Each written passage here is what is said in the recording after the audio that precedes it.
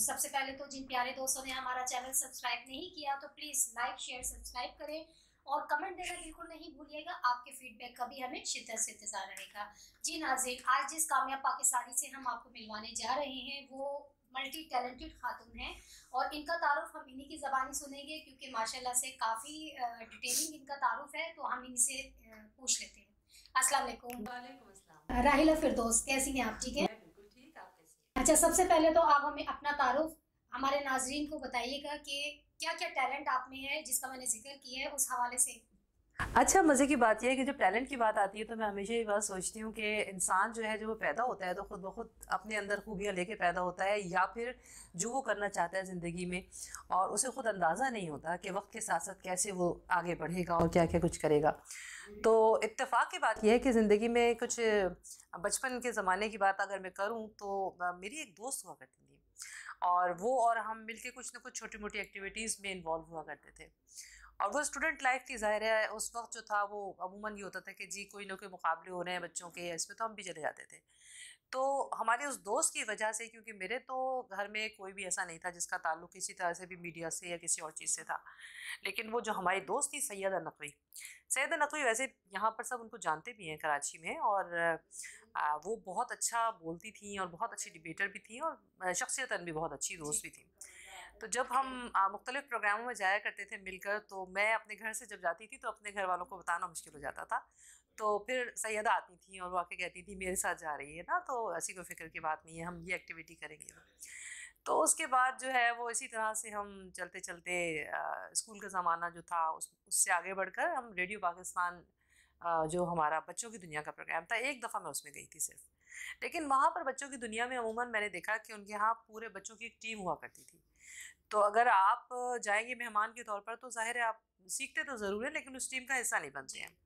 लेकिन बहरहाल वही ज़माना था जब मुझे भी अंदाज़ा हुआ कि अब मेरी भी दिलचस्पी है इस तरह की चीज़ों में।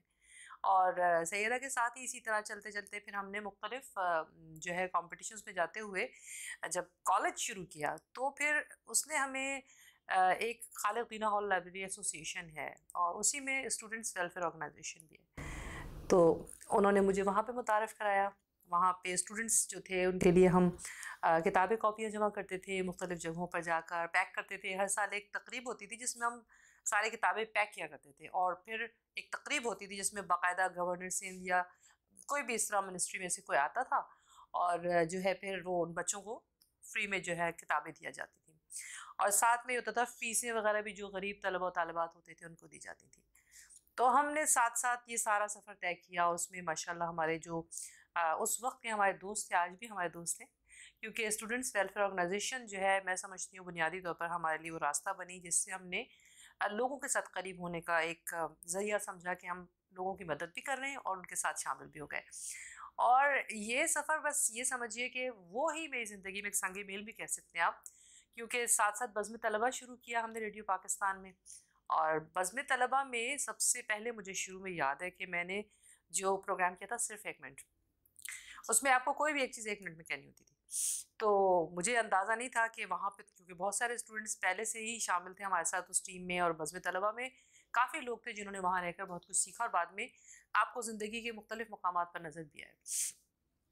तो उसी ज़माने में मुझे याद है कि मैंने जब शुरू किया था तो मतलब उसमें ये बड़ी बात होती थी कि अगर आपने प्रोग्राम्स करते-करते आप एक प्रोग्राम जो उनका जो सबसे ज़्यादा देखा सुना जाने वाला प्रोग्राम था वो था बज़्म तलबा। तो बज़्म तलबा नहीं, सॉरी, उसमें था ख़तों के जवाबात। तो मुझे याद है कि मेरे साथ मेरी टीम में हम दोनों मिलकर उज़ैर अहमद मदनी और मैं मिलकर हम दोनों ख़तों के जवाबात दिया करते थे। तो वो हमारा जो बज़्म तलबा का ख़ास तौर पर ये वाला सेगमेंट था ख़तों के जवाबात का, इसने बड़ा कॉन्फिडेंस दिया, क्योंकि उस दौरान कभी-कभार ऐसा होता था कि ख़त आते थे और कभी नहीं भी आते थे। तो हम सोचते थे अगर ख़त नहीं आए तो अब क्या किया जाए? तो फिर हम जो है वो फ़र्ज़ी ख़ुतूत पढ़ा करते थे जिसमें कि अमूमन जो है वो हम अपने ही जानने वालों में से किसी का भी नाम लेते थे, क्योंकि ज़ाहिर है आप कॉलेज में सब स्टूडेंट साथ में होते थे। हमारे फ़लाँ दोस्त का ये ख़त आया, उन्होंने हमारे इस सेगमेंट को पसंद किया है। अच्छा, तो अपनी राय से हमें नवाज़ें, बताइए कि हमें और अपने प्रोग्राम को कैसे बेहतर करना चाहिए। तो बस इसी तरह से वो प्रोग्राम करते-करते मुझे याद है कि ये कॉलेज लाइफ थी और स्टूडेंट्स वेलफेयर ऑर्गेनाइजेशन का एक प्रोग्राम था जिसमें कि मुझे याद है कि एक म्यूज़िकल प्रोग्राम था वो, और मैं उस प्रोग्राम में, क्योंकि एसडब्ल्यू की मैं ऑलरेडी उनकी कैबिनेट में आ चुकी थी, जो हमारी पूरे ऑर्गेनाइजेशन थी, तो उन्होंने मुझे एक प्रोग्राम की होस्टिंग जो दी थी और मैं उसकी होस्टिंग कर रही थी। तो मुझे याद है कि वहाँ पर हमारे एक प्रोड्यूसर थे टीवी के, और उन्होंने जब मुझे वहाँ पे प्रोग्राम की होस्टिंग करते हुए देखा, तो उस ज़माने में मुझे याद है कि वहाँ पर एक नौजवानों का प्रोग्राम था पाकिस्तान टेलीविज़न से उस ज़माने में, जो एक्स्ट्रा करिकुलर एक्टिविटीज़ में जो स्टूडेंट्स नज़र आते थे जो कुछ करते हुए, तो उनको प्रोग्राम में मेहमान के तौर पे बुलाते थे। तो उस प्रोग्राम में जो है वो, क्योंकि उसके प्रोड्यूसर इकबाल साहब थे, इकबाल हैदर साहब, तो उन्होंने मुझे होस्टिंग करते हुए देखा। उनको पता था वैसे भी मुख्तलिफ प्रोग्राम्स के में हम शामिल होते थे, तो उन्होंने अपने प्रोग्राम में हमें इनवाइट किया। जब दरख्शां प्रोग्राम में मैं गई, तो दरख्शां में अमूमन ये होता था, मुख्तलिफ जो स्टूडेंट्स आते थे, 5-6 जितने भी गेस्ट होते थे, अपनी अपनी जो भी उनकी एक्टिविटी होती थी उसी के बारे में बातचीत हुआ करती थी। तो मुझे याद है जिस दिन रिहर्सल के लिए हम गए, उस दिन जब मैं उस कॉरिडोर में खड़ी थी, तो मेरे साथ के स्टूडेंट्स तो सोच भी नहीं सकते कि मेरे जहन में ये बात आई कि मैं जब यहाँ तक आई हूँ अगर, तो यहाँ से आगे बढ़ने का कोई, इस टेलीविज़न में तो कोई दाखिल भी नहीं हो सकता, और ये इत्तेफाक है कि हम यहाँ मौजूद हैं, तो चले और क्या कर सकते हैं। अच्छा, दिलचस्प बात मैं आपको बताऊँ कि हमारे यहाँ जो है वो माहौल ऐसा था घर का, माशाल्लाह से हम 5 बहन भाई हैं, और मैं क्योंकि पहली लड़की, मतलब मुझसे बड़े 3 भाइयों के बाद मैं पहली लड़की थी, तो हमारे यहाँ अमूमन कोई मीडिया पे या इस तरह की एक्टिविटीज़ में जाने का इतना कोई रिवाज भी नहीं था, और इतना आसान भी नहीं था, मतलब ये समझिए कि काफ़ी मुश्किल था। तो उस ज़माने में इतना रुझान नहीं हुआ करता था कि आपकी फैमिली मीडिया में जाए या एग्जैक्टली, और फिर हम लोग एक ऐसी फैमिली से थे जिनका किसी तरह से भी मीडिया से कोई ताल्लुक नहीं था, और मेरे घर वालों को, मतलब अगर मैं रेडियो का प्रोग्राम भी अगर सुनती थी अपना बज़्म तलबा का, तो मैं अपने पड़ोस में जाके सुनती थी। जी। और मेरे घर में मैंने उनसे कहा हुआ था कभी चेक मत भेजिएगा, मैं अपना चेक वही ले लूँगी अगर लेना होगा, तो किसी को पता नहीं था कि मैं रेडियो जाती हूँ। बल्कि मुझे याद है एक दफ़ा एक चेक मेरे घर में अगर आया था, तो मेरे वालिद ने जाके उनसे कहा कि नहीं, हमारे घर तो रेडियो पे कोई नहीं जाता। तो उन्होंने मेरे यहाँ नाम बताया ना, तो फिर मेरी जो अम्मी थी मुझे बहुत सपोर्ट करती थी ना, तो उन्होंने कहा कि ये तो स्टूडेंट्स का प्रोग्राम है, कभी कभार जो है राहिरा उसमें जाती है, तो इसलिए चेक आया होगा। तो थोड़ा सा माहौल जो था वो सेट हो गया।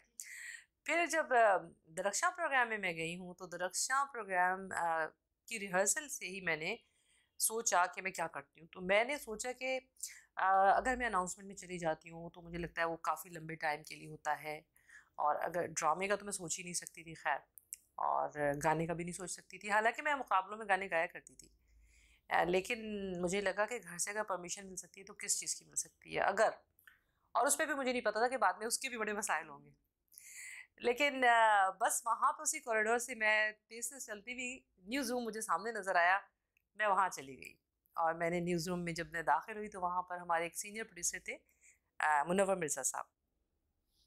तो अमूमन न्यूज़ के वक्त तो शाम में ही सारे लोग आते थे, लेकिन उस वक्त वो सिर्फ अकेले वही थे। तो उनसे मैंने जाकर पूछा कि अगर कोई यहाँ पर न्यूज़ पढ़ना चाहे तो कैसे आ सकता है। और हमारे यहाँ कमाल की बात यह है कि न्यूज़ में अमूमन इतने सीनियर लोग आया करते थे कि उन्हें एक कॉलेज की लड़की से तवक्को नहीं थी कि वो आके न्यूज़ पढ़ने के लिए कहेगी। तो मुझे कहने लगे कि हम लोग के ऑडिशन होते हैं। मैंने कहा मैंने सुना है कि बगैर सिफारिश के आप यहाँ कोई नहीं आ सकता। तो कहने लगे नहीं, ऐसी बात नहीं है, आप ऑडिशन दें और आप आइए, तो देखेंगे फिर। मैंने कहा अच्छा आप बुलाएंगी? कहते हैं, मैंने कहा नहीं, आप नहीं बुलाएंगे। तो उन्होंने कहा आप एप्लीकेशन छोड़ जाइए। मैं फिर उसके बाद अपने, अब क्योंकि कॉलेज की छुट्टियां थी, मैं अपनी फैमिली के साथ पंजाब चली गई। तो वापस आई तो पता चला कि टीवी से कई दफ़ा फ़ोन आ चुका है, और उन्होंने कहा कि जी ऑडिशन है। उस ज़माने में मैं चश्मा पहनती थी बहुत मोटा सा, और 2 चोटी बनाती थी। तो खैर बहरहाल जब मैं वहाँ गई, तो मतलब उस जगह पर इतने ज़्यादा लोगों को देखकर थोड़ी देर तक मैं सोच में पड़ गई कि यहाँ तो भाई मतलब बाकायदा ऑडिशन हो रहा है। तो 300-400 लोग ऑडिशन के लिए थे मौजूद, हम भी शामिल हो गए। सबसे बड़ा जो चैलेंज था वो ये था कि जो स्क्रिप्ट था वो उर्दू टाइपिंग का था, और वो टाइपिंग भी ऐसी थी कि मुझे लगता है उनके यहाँ जो है टाइपराइटर में जो है वो उन्होंने इंक नहीं डाली होती थी, तो बीच बीच में से छोटा छोटा मीठा मीठा। तो मैं उनसे यही कहने लगी कि ये हम कैसे पढ़ेंगे। खैर फिर उसको मैंने दोबारा से थोड़ा सा सही करके लिखा और थोड़ी सी प्रैक्टिस की। अच्छा, मैंने ये चीज़ देखी कि वहाँ पर जितने भी लोग थे उनका, मुझे नहीं पता इससे पहले कभी कोई ऐसा ताल्लुक़ था या नहीं था किसी भी ऐसी फील्ड से, लेकिन जिस चीज़ ने मुझे कॉन्फिडेंस दिया वो ये था कि मैं बज़्म तलबा करके आई थी, बल्कि कर रही थी। और बज़्म तलबा की ये बात अच्छी थी कि वहाँ पर हमें जो है वो छोटी छोटी एक्टिविटीज़ से बहुत कुछ सीखने का मौका मिलता है। और अब भी बहुत सारे लोग हैं बज़्म तलबा में, और इससे पहले कब से साल साल से हैं। तो उस वक्त जो चीज़ थी वो थी कि आपको माइक पे बोलने का तरीक़ाकार कैसा होना चाहिए। और जो लाइव न्यूज़ होती हैं वो बहुत ज़िम्मेदारी की चीज़ होती है। और मुझे याद है कि मैं इस चीज़ को समझती हूँ, मेरी ज़िंदगी में बड़ा मुझे इस चीज़ की वजह से फ़ायदा हुआ, और मैंने बहुत कुछ आसान लगा मुझे कि मैंने बहुत सारे मुकाबलों में जो स्टेज पे खड़े होकर लोगों से तकरीरी मुकाबलों में जाया करते थे, तो इतना कोई खौफ नहीं था। खैर बहरहाल जब हमारी बारी आई, हम जाके कैमरे के सामने बैठ गए और स्क्रिप्ट लेकर सामने तो पढ़ना शुरू कर दिया। और कभी ज़िंदगी में मैंने मेकअप नहीं किया था, सबसे बड़ी बात ये थी। तो खैर उन्होंने फिर हमारे उस ज़माने में सीनियर न्यूज़ एडिटर थी समीना कुरैशी, और इकबाल जमील हुआ करते थे। तो जब मैंने पढ़ा तो वो फिर आए मेरे पास आके कहते हैं कि आप फिर से पढ़ें। तो मैं समझी कि शायद मैंने अच्छे तरीके से नहीं पढ़ा है, शायद दोबारा पढ़ने को कह रहे हैं, लेकिन दरअसल उसको रिकॉर्ड करना चाहते थे। क्योंकि यहाँ पर जो न्यूज़ का ऑडिशन होता था, उसके बाद वो न्यूज़ आपकी जो है वो रिकॉर्ड करके इस्लामाबाद भेजी जाती थी, फिर वहाँ से अप्रूवल आता था। तो बहरहाल फिर उसके बाद ऑडिशन के बाद मैंने कहा ठीक है ओके। 1 हफ्ते के बाद उन्होंने मुझे कहा कि अब आपका एक और ऑडिशन होगा जो कि मेकअप के साथ होगा। तो उस ज़माने में मैं ग्लासेस के साथ साथ लेंसेज पहनती थी ना, मतलब कभी वो कभी इस तरह से कि लेंसेज भी पहनती थी। और ज़ाहिर है फिर उन्होंने अपने स्टाइल से बाल बाल बनाए, ये दुपट्टा सर पे रखा हुआ। मैं थी बहुत पतली सी, लेकिन वो इतना बड़ा सर कर देते थे। तो खैर उसके बाद जो है उन्होंने रिकॉर्डिंग की मेरी। उसके बाद जब 1 हफ्ते के बाद उन्होंने कहा कि आपका सिलेक्शन हो गया है, तो मैं हैरान, क्योंकि अब इससे बड़ा मरहला ये था कि सब कुछ करने से पहले मैंने अपने घर वालों को नहीं बताया था। हाँ, और जिस दिन मेरी पहली न्यूज़ थी उस दिन तो मैं इतनी टेंशन, उससे पहले रिहर्सल में करती थी, अपने भाई के साथ जाती थी मैं। रिहर्सल होती थी हमारी, और मैं 6 महीने तक टेबल पे बैठकर जो है वो सिर्फ स्क्रिप्ट देखा करती थी न्यूज़ का, और जो भी न्यूज़ कास्टर वहाँ आते थे वो कैसे आ रहे हैं, क्या हो रहा है, क्योंकि लाइव न्यूज़ होती थी। और लाइव न्यूज़ का एक बहुत, जिसे कहते हैं, लोगों के दिल में डर भी होता है कि आप कोई गलती करेंगे तो, और फिर ज़िम्मेदारी की भी बात थी। लेकिन अल्हम्दुलिल्लाह फिर उसके बाद जब मुझे जिस चीज़ में भी मैंने कभी ज़िंदगी में कुछ करना चाहा, मेरी कोशिश होती है कि उस पर पूरी मेहनत की जाए। अब जब इत्तेफाक से आई गई थी उस फील्ड में, तो फिर अब क्या करना था मुझे। फिर उसके बाद तो मैं, बल्कि अभी मज़े की बात है, पिछले दिनों मैंने एक अपनी अपनी ही मेरे पास कुछ क्लिप्स ऐसे हैं जो कि अब शायद कहीं भी नहीं होंगे। और वो क्यों थे, वो सिर्फ इसलिए थे कि अगर आप वैसे लाइब्रेरी में देखिए तो न्यूज़ वो वाहिद चीज़ है जिसमें आपको कभी रिकॉर्ड में नहीं मिलेगी कहाँ गई। लेकिन वो क्योंकि मैं अपनी प्रैक्टिस के लिए घर पे रिकॉर्ड किया करती थी, और वापस आके पूरा स्क्रिप्ट दोबारा लिखती थी और फिर से दोबारा पढ़ती थी कि अगर मैं इसको यूँ पढ़ती तो ज़्यादा अच्छा था, अगर मैंने इसके तलफ़ुज़ पे इस तरह तवज्जो दी होती तो ज़्यादा अच्छा था, एक्सप्रेशंस ऐसे होते तो अच्छा था। तो वो न्यूज़ मेरे पास जो है वो मिल गई मुझे घर पे। और उसके बाद मैंने उनकी डीवीडीज़ बनवाई, और मेरे पास अब भी इत्तेफाक से कुछ उसके क्लिप्स मौजूद हैं। तो वो असल बात यही थी कि आप उसको कितना सीरियस लेते हैं, अपनी किसी भी चीज़ को जो आप ज़िंदगी में करना चाहते हैं। और जैसा कि आपके प्रोग्राम का नाम भी है, मैं हमेशा यही समझती हूँ कि अगर आप ज़िंदगी में कुछ भी करना चाहते हैं ना, तो फिर आप उस चीज़ को पूरी तवज्जो दें।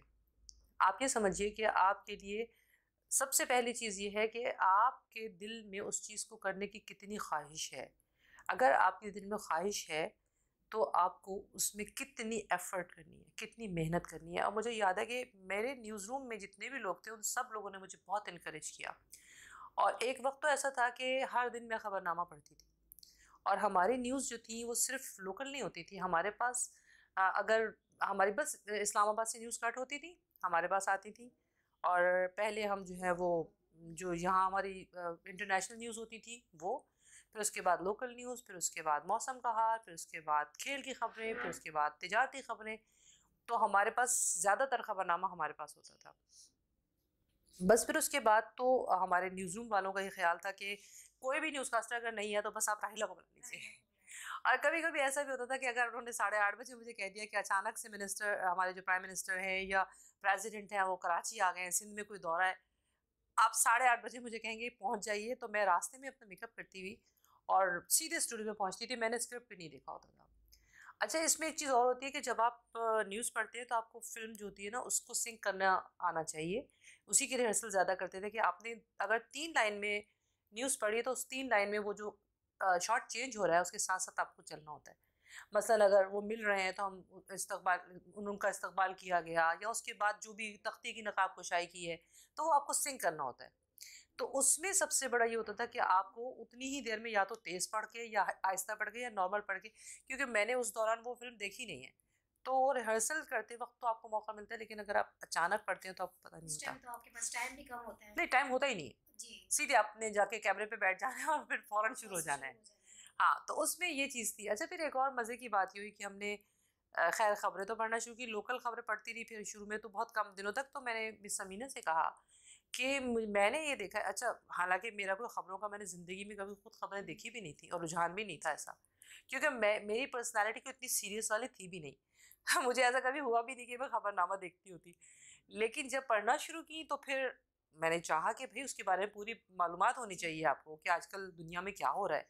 और फिर एक्सप्रेशंस की जहाँ तक बात है कि ख़बर अगर फ़र्ज़ कीजिए कि हमें मोस्टली ये कहा जाता है आपको न्यूट्रल रहना चाहिए, आपके एक्सप्रेशन से ऐसा नहीं लगना चाहिए कि आप किसी एक पार्टी को या किसी भी न्यूज़ को अपने तासुरात के साथ पेश कर रहे हैं। तो मुझे ये याद है कि शुरू शुरू में जैसे मेरे पास एक ख़बर आई थी, मोज़म्बिक के सदर समोरा मार्शल हवाई हादसे में इंतकाल कर गए, और उस वक्त उससे थोड़ी देर पहले तक मैं वहाँ पे जो हमारा स्टूडियो था उसमें हंस रही थी, बोल रही थी, क्योंकि मैं अमूमन बहुत हंसती बोलती रहती थी। और मैंने जब खबरें पढ़ना शुरू की मुझे खुद भी नहीं पता था कि मैं क्या पढ़ रही हूँ।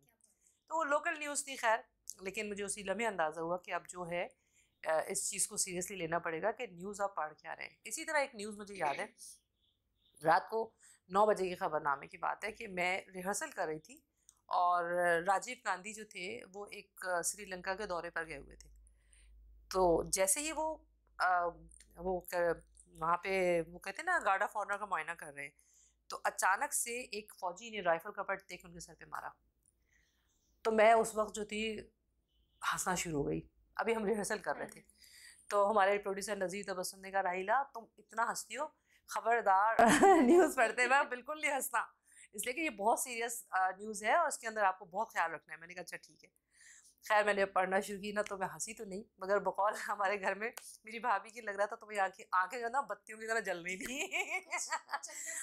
आ जाती है। तो वो एक जिसे कहते हैं, क्योंकि पर्सनली ये है कि मैं जो हूँ वो आ, बहुत ज़्यादा देर तक सीरियस रहने वालों में से कभी थी ही नहीं।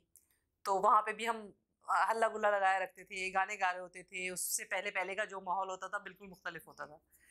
तो बस इस तरह से न्यूज़ में, और फिर हमें अचानक से उन्होंने एक दफ़ा कहा कि आप लोगों का जो है वो टेलीप्रॉम्प्टर आ गया है, तो आप लोगों को उस पर प्रैक्टिस करनी है। तो क्योंकि मैं गाड़ी चलाती थी तो प्रॉम्प्टर को भी हम उसी तरह से समझो कंट्रोल करते हैं, तो मुझे और नईम सुल्तान को हमें जो है वो टेलीप्रॉम्प्टर पे प्रैक्टिस करने को कहा गया। और सबसे पहले कराची में आया हमारे पास, और बल्कि सबसे पहला प्रॉम्प्टर मैंने ही यूज़ किया। तो प्रॉम्प्टर के अंदर क्या होता था कि वो जो न्यूज़ लिखी होती थी वो साइड पे जो है वो एक उन्होंने पूरा मशीन रखी होती थी, उसके ऊपर पेपर रखते थे और एक के बाद एक दूसरा पेपर चलता था और हम चला रहे होते थे वो पेपर। वो खुद ही मतलब करना पड़ता था? नहीं, वहाँ पे एक साहब थे, रहीम साहब बेचारे, वो काफ़ी बुजुर्ग थे। तो वो बेचारे वो पेज रखते थे तो उसके ऊपर अपना हाथ भी रख दिया करते थे कभी कभी तो हमारा जो स्क्रीन होता था उसके ऊपर उनका हाथ नजर आ रहा होता था। तो मैं हमेशा ये कहती थी कि ओ अच्छा, वहाँ देखते देखते अचानक से फिर अपने पेज पे से पढ़ना शुरू करते थे। अच्छा, फिर वो अगला पेज लगाते थे तो कभी बेचारे जल्दी में, उनके जाहिर है कि एक जिम्मेदारी की चीज़ थी, तो वो पेज ऐसे ही ऐसे लग गया ना तो पूरी लाइन साइड की कटना शुरू हो जाती थी। तो आपका जो पहला जुमला होता था ना उसकी शुरू की लाइन कटी कटी आ रही है, आगे की लाइन पढ़ा, पहले ही शुरू करते थे, फिर आगे शुरू, फिर नीचे शुरू तो करते थे। कैसे मतलब कंट्रोल करते थे कि वो तो वहाँ से लफ्ज मिट रहे हैं या कट रहे हैं? वो तो कंट्रोल, तो लाइव चैनल्स पे। हाँ, हम उसको कंट्रोल हम खुद करके अपने हम मैनेज करते थे फिर उसको। अच्छा। तो वो बेचारे तो जैसे भी लगा दिया करते थे। अब तो खैर बहुत सारी चीज़ें चेंज हो गई, अब अब जो है वो वाले टाइप राइटिंग जो होती थी वो भी नहीं है। तो क्योंकि वो जो राइटिंग थी उसको पढ़ना और फिर उसके बाद जो है वो माशाल्लाह हाथ भी आ जाना और फिर साइड में कट जाना, अब तो खैर बहुत। लेकिन ये सारा जो सफ़र है इसमें मेरी सबसे अच्छी बात ये रही कि मुझे वहाँ पे भी बहुत सपोर्ट मिली और लोगों ने इतना इनकरेज किया, क्योंकि हमारे यहाँ करीबन कोई 10 साल पहले कोई फीमेल न्यूज़ कास्टर थी जो ख़बरनामा पढ़ती थी कराची से। इस्लामाबाद से तो बहुत सारे न्यूज़ कास्टर्स आते थे। तो जब मैंने लोकल न्यूज़ पढ़ना शुरू की तो वही बात है कि मुझे हमेशा जो है ना वो पहले कदम पे खड़े होकर आगे के कदम देखने की आदत थी। तो उनसे मैंने कहा कि आप यहाँ रात को खबरनामा पढ़ने के लिए सिर्फ 3 मेल न्यूज़ कास्टर्स क्यों आते हैं? तो उन्होंने कहा कि वही 3 है हमारे पास। तो मैंने कहा दूसरी जगहों पर तो जो है वो फीमेल न्यूज़ कास्टर्स भी हैं, तो उन्होंने कहा हमारे पास कोई एक भी न्यूज़ कास्टर ऐसी नहीं है अब तक जो कि ख़बरनामा पढ़े। तो मैंने कहा क्या मैं कभी ख़बरनामा नहीं पढ़ूँगी या मैं लोकल न्यूज़ पढ़ूँगी? तो उन्होंने कहा नहीं, ऐसी बात नहीं है, अगर आप इम्प्रूव करेंगी और आप उसको अच्छी तरह से लेंगी तो फिर क्यों नहीं। और मुझे याद है कि मैंने करीबन मेरे ख़्याल में 3 या 4 महीने बाद ही, हालाँकि अभी तक भी बहुत सारे न्यूज़कास्टर्स ऐसे थे जो सिर्फ़ लोकल न्यूज़ पढ़ते रहे और हमेशा लोकल ही पढ़ते रहे। कभी उनको रात को आने का मौका नहीं मिला, बल्कि एक न्यूज़कास्टर तो ऐसी भी थी जिन्होंने कहा कि ये तो अभी-अभी आई है और आपने इसको ख़बरनामा पढ़ने दे दिया, हमें इतने दिनों में नहीं दिया, अगर इन्होंने ख़बरनामा पढ़ा तो हम छोड़ देंगे। खुद की एफर्ट नहीं थी ना। ये तो आप और हम कहते हैं ना, लेकिन वहाँ पे वो वही बात है कि मिस समीना ने कहा कि ठीक है, अगर आप रुकना चाहें रुकें, ना रुकना चाहें कोई बात नहीं है, लेकिन जाहिर है जिसने इम्प्रूव किया है, जो सीख रहा है। और फिर मेरा स्टाइल न्यूज़ पढ़ने का शायद थोड़ा सा और न्यूज़कास्टर से मुख्तलिफ था, क्योंकि हमारे यहाँ इस्लामाबाद में भी जितने सीनियर भी पढ़ते थे ख़बरनामा, वो स्लो टेम्पो से पढ़ा करते थे और मैं अमूमी ज़िंदगी में बहुत तेज़ बोलती, तेज़ चलती थी, तेज़ पढ़ती थी, लाउड थी। तो एकदम से मैंने पढ़ना शुरू किया तो वो तो मतलब उसके बाद हर दिन शायद ख़बरनामा मैं ही पढ़ा करती थी। तो उन्होंने मुझे कहा कि बस आप जो है ना, अब आखिर में समीना कुरैशी कहते हैं कोई भी न्यूज़ कास्टर नहीं आ रहा, राहिला को बुला लो, प्रैक्टिस नहीं हुई, राहिला को बुला लो। इवन मुझे याद है बजट हमारे यहाँ जब आता था, बजट एक बहुत बड़ी टेंशन हुआ करती थी, क्योंकि उसमें नंबर्स नंबर्स नंबर्स नंबर्स बहुत ज़्यादा नंबर्स होते थे। और मुझे जब बजट दिया जाता था मैं उनसे कहती थी, वो कहते थे आप शाम को रिकॉर्ड करवा लें, इसी के इसमें कोई गलती हो गई ना तो बड़ा मुश्किल हो जाएगा। मैंने कहा प्लीज़ रिकॉर्ड नहीं करवाएं। एक दफ़ा रिकॉर्ड करने की कोशिश की थी, वो 15 मिनट का चंक था और हमने घंटा गुजार दिया और किसी तरीके से जो है ना वो रिकॉर्ड ना होके दे। कभी उनको कुछ मसला हो जाए, कभी कुछ फिर से शुरू कर दे। मैंने कहा देखिए मेरा तो सर दर्द करने लगा। मैंने कहा आप ऐसा कीजिए, इसको लाइव कर लीजिए, छोड़ें इसको ना, क्योंकि लाइव मेरे ख्याल में ज़्यादा आसान है। और ऐसा ही हुआ, फिर हमने जब लाइव पढ़ा तो वो बड़े इत्मीनान से हो गए। तो मतलब अल्हम्दुलिल्लाह ये बात अच्छी रही कि बहुत जल्दी मैं आउटस्टैंडिंग कैटेगरी में आ गई। बहुत जल्दी मुझे इस्लामाबाद से बहुत ज़्यादा ऑफ़र्स थी कि आप यहाँ पर आके ख़बरनामा पढ़ें, लेकिन फ़ैमिली की वजह से कि मैं जा नहीं सकती थी तो नहीं जा सकी। लेकिन उसका मुझे अफ़सोस भी है, कभी कभार मुझे याद है कुछ लोग हमारे ऐसे भी थे न्यूज़ में और उसके अलावा भी जो प्रोड्यूसर्स थे वो मुझे कहते थे कि आपको जो है वो सेंटर के करीब रहना चाहिए। लेकिन मैंने उस वक्त शायद थोड़ा सा इस चीज़ को तवज्जो नहीं दी और मैं गई नहीं। लेकिन एक दो दफ़ा उन्होंने जब बुलाया तो मैंने वहाँ जाके भी पढ़ी खबरें और वो हमेशा ये कहते थे कि आपकी जैसी एक न्यूज़ कास्टर भी नहीं है हमारे पास। तो बस इसी तरह का ये हमारा सफ़र रहा। फिर उसके बाद शहर में होने वाली एक्टिविटीज़ तो मैं करती ही थी और बहुत सारे प्रोग्राम्स की मुझे होस्टिंग का मौका मिला। फिर उसके बाद जो है वो, बल्कि मैं एक दफ़ा लाड़काना भी गई थी, भुट्टो की सालगिरह की तकरीब थी और बेनज़ीर भुट्टो उस ज़माने में जो थी प्राइम मिनिस्टर थी, तो उस प्रोग्राम की होस्टिंग के लिए मैं गई। चाइनीज़ एक्रोबैट्स का था, उन्होंने बहुत ज़बरदस्त यहाँ कराची में किया था। फिर उसके बाद आपको हमारे साथ ही चलना होगा। मैंने कहा चले ठीक है, तो वो भी किया। तो मुख्तलिफ मेरे ऑप्शंस हमेशा रहे। बल्कि मज़े की बात बताऊँ कि मुझे जो है वो उस दौरान में ड्रामे की बहुत ऑफ़र आती थी और मुझे मूवीज़ की भी ऑफ़र्स आई। तो मैंने उनसे ये कहा कि भाई मैं इतना सीरियस काम टीवी पे कर रही हूँ, आपके जहन में कैसे आता है कि मैं फिल्मों में काम करूँगी? और फिर मेरे घर से परमिशन तो मिलती भी नहीं और शायद मेरा रुझान भी इस तरह का नहीं था कि मैं अदाकारी करती। तो उस दौरान जो है बस काफ़ी साल तक माशाल्लाह आउटस्टैंडिंग कैटेगरी में मैंने ख़बरनामा पढ़ा। फिर उसके बाद जो है वो मेरा अमेरिका जाने का हो गया।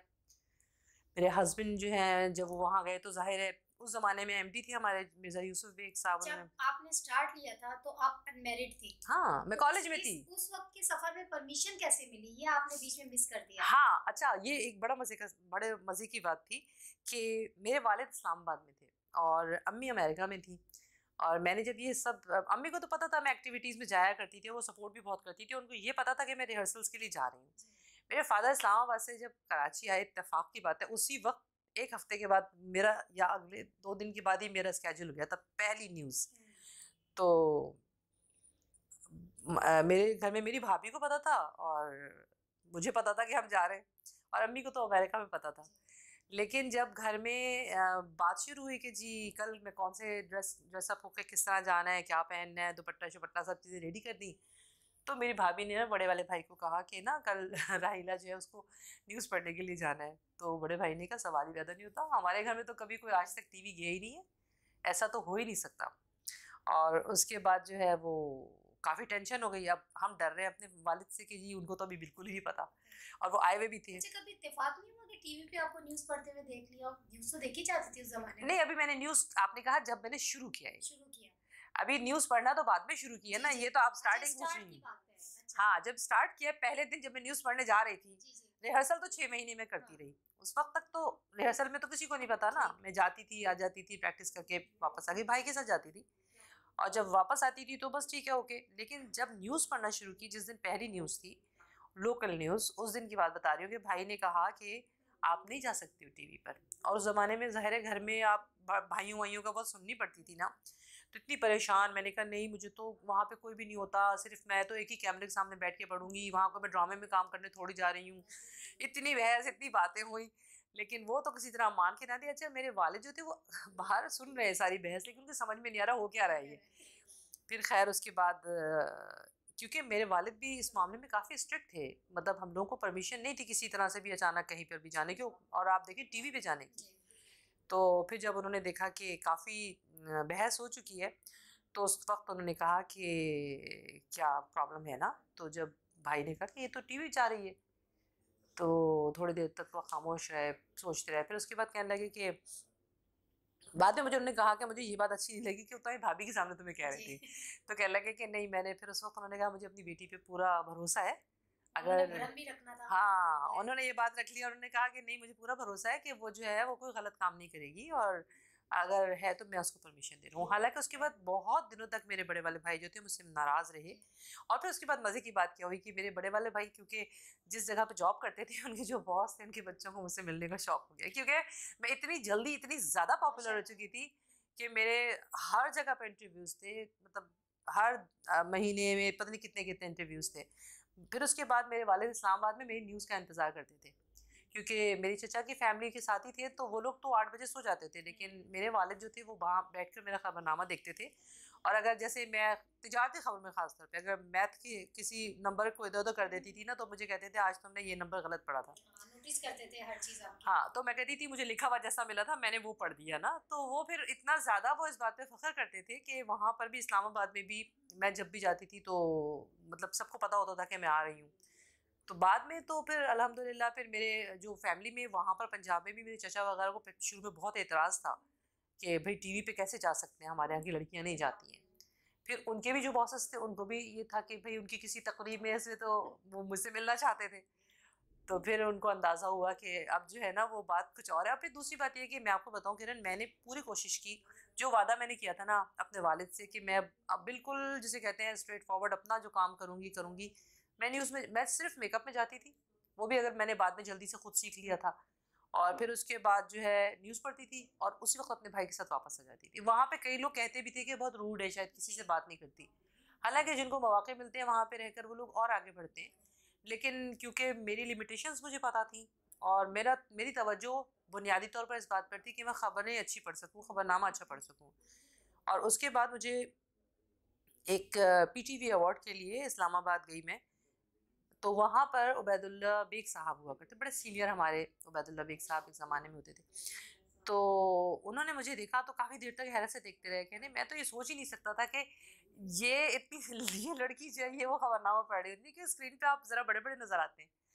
तो कहने लगे मेरी ज़िंदगी में 2 या 3 ही न्यूज़ कास्टर्स हैं जो मेरे बहुत ही फेवरेट हैं। मैंने कहा सर आप तो खुद हमारे फेवरेट हैं। तो कहने लगी कि नहीं, आपकी न्यूज़ तो मतलब सबसे मुख्तलिफ है और बहुत ही ज़बरदस्त हैं। बहुत इनकरेज किया उन्होंने, इस्लामाबाद में लोगों ने बहुत ज़्यादा तारीफ़ की। तो बस हौसला बढ़ता रहा और अपना जो है वो माशाल्लाह ज़िंदगी का सफ़र आगे बढ़ता रहा। फिर उसके बाद मेरी जब शादी हुई है तो मेरे हस्बैंड ने मुझे बहुत सपोर्ट किया। हालांकि मेरी ससुराल वालों को भी थोड़ा सा इस पर इतराज़ था, क्योंकि उनकी फैमिली भी जो थी वो थोड़ी रिलीजियस थी। तो वो लोग भी ये चाहते नहीं थे कि मैं न्यूज़ पढ़ रही हूँ, लेकिन उस वक्त तक मैं न्यूज़ में बहुत ऊपर जा चुकी थी। और मेरी अपनी मेहनत ऐसी थी कि मैं चाहती थी कि मैं उसी चीज़ को फोकस करके चलती रहूँ। तो उसमें ये हुआ कि फिर शादी के बाद भी मैंने पढ़ी, लेकिन कुछ अरसे के बाद फिर मेरे हस्बैंड चले गए, तो फिर मुझे भी जाना था। तो मैंने कहा चलो जी ठीक है। हालांकि उस ज़माने में मुझे यूसुफ बेग मिर्ज़ा साहब ने बहुत कहा। और फिर मुझे ये भी इतराज़ था कि हमारी न्यूज़ जो थी वो सेंट्रलाइज हो गई थी 96 में। तो हमारे जो ये जितनी भी न्यूज़ बाहर से आती थी ना, इंटरनेशनल न्यूज़, ये इन्होंने फिर अपने पास इस्लामाबाद में वहाँ से शुरू कर दी। हाँ, इसमें एक मज़े की बात ये है, जैसे हमारे यहाँ बहुत सारे न्यूज़ कास्टर्स जो हैं वो न्यूज़ पढ़ने आते हैं तो समझते हैं बस ये आपने स्क्रिप्ट देखा और पढ़ लिया।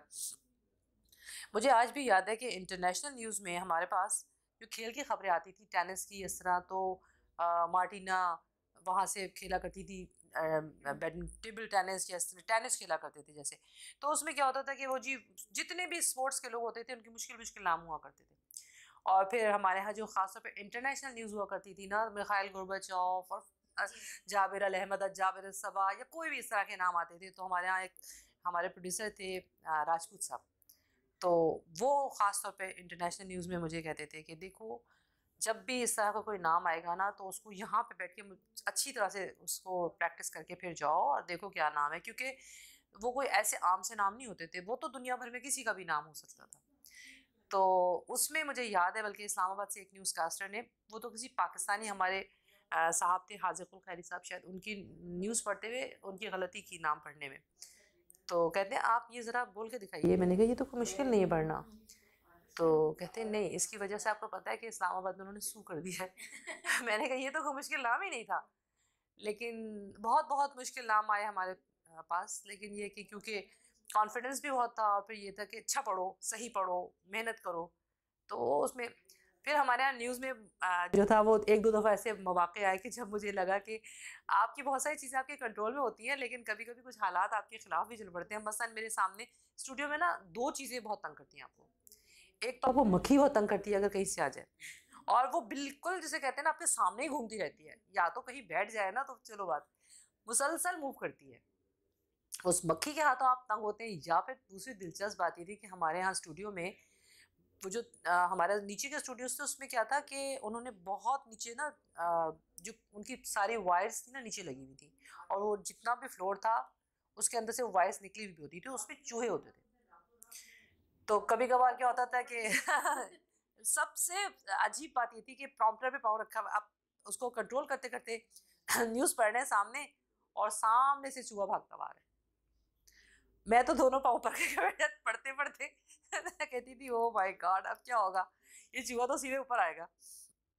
तो ये अच्छा, इसी तरह मक्खी का क्या था, मक्खी जो है वो पेज पे इधर बैठे, पेज पे उधर बैठे, और अब किसी ना किसी तरह करके मैंने उसको मक्खी को जो है वो इधर उधर किए रखा कि बिल्कुल आखिरी सेकंड में जब मैंने पढ़ा ना इसी के साथ खबरें खबरें तो सब मक्खी उड़ानी पड़ी क्योंकि यहाँ पे बैठ गई। कभी लाइव न्यूज में कुछ ऐसा इसी तरह की कुछ कोई ऐसी ये लाइव ही न्यूज में हुआ है। लाइव न्यूज में हुआ है? हाँ, और ये रिकॉर्ड हो गया? रिकॉर्ड नहीं होती है न्यूज, न्यूज लाइव होती है। लाइव किया चला गया क्या? अब वो तो सब कुछ लाइव होता है। हाँ। हमारे यहाँ न्यूज जो है वो कभी भी ऐसा नहीं हुआ कि रिकॉर्ड होती हो। कोई ऐसी चीज या कोई ऐसी आप शेयर करना चाहें कि लाइफ इसके अलावा भी कोई ऐसी चीज चली गई हो और आपके इख्तियार में ना हो और वो काम हो गया हो? नहीं, ऐसा तो नहीं है, मगर ये बात मज़े की ये बात थी कि मैं ना बहुत हील पहना करती थी, और अमूमन जो है वो कॉरिडोर में से जब मैं आती थी ना तो सबको अंदर पता चलता था कि राहिला आ गई है, टक टक टक टक टक। उसके बाद क्योंकि हमारा न्यूज़ रूम ऊपर था, स्टूडियो नीचे था, तो जिस वक्त न्यूज़ बहुत ज़्यादा होती थी ना, इतना बड़ा बलंदा लेके आप भाग रहे होते हैं, तो उस वक्त न्यूज़ हाथ में लेती थी और सैंडल भी हाथ में लेती थी और नंगे पाँव भागते हुए जाती थी स्टूडियो में, जाके साइड पे रख के ना फ़ौरन खबरें पढ़ना शुरू कर देते थे।